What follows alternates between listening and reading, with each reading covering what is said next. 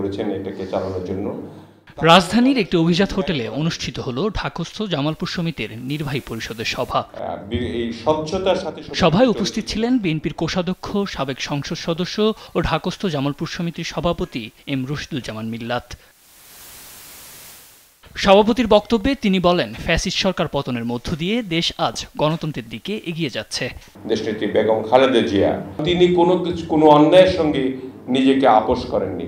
মৃত্যুর সঙ্গে পাঞ্জা লড়েও তিনি বাংলাদেশের মানুষের জন্য এখানে আছেন। তিনি দেশ ছেড়ে যাননি, তিনি পলায়নও করেননি।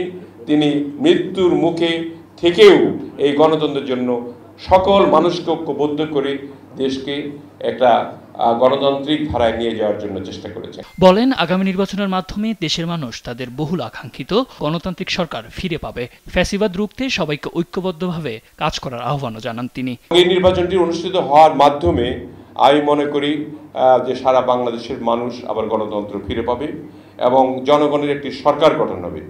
জনগণের সরকার গঠন না হলে কিছুই চলে না।